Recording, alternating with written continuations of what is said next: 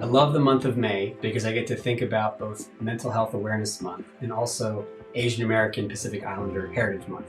And both of these intersect in this incredible way with the mindfulness and meditation practices that I just love, appreciate, and always enjoy sharing.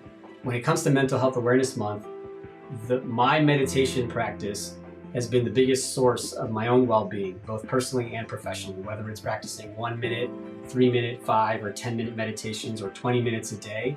I find so much value in learning and in sharing these practices. And the amazing thing is they have this incredible intersection with Asian American Pacific Islander heritage and history, especially in this month when we talk about that, because my own meditation practices I learned from my family initially, learning from aunts in India, learning from my mom here in this country. And really it's the women in my family that took time to teach me these practices early in life.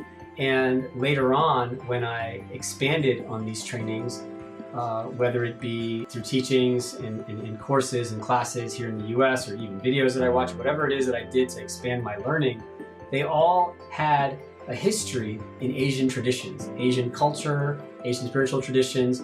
And so deep gratitude for all the teachers that helped carry these lessons out of and through Asian countries and cultures and traditions, whether it be India or China or teachings that stemmed from Sri Lanka or Thailand. All of this history is incredible. And it's why I love working with firms and companies that really shed light on these conversations and really this intersection. And special thanks to Burr and Forman, a law firm that brought me in this month to have a conversation about mindfulness and meditation, where we engaged in some of these practices. We learned about some of the basic traditions and some of the basic practices that really help shore up and support a mindfulness practice and a meditation practice. So May is an incredible month to think about your own well-being. It's also an incredible month to think about Asian American Pacific Islander Heritage Month.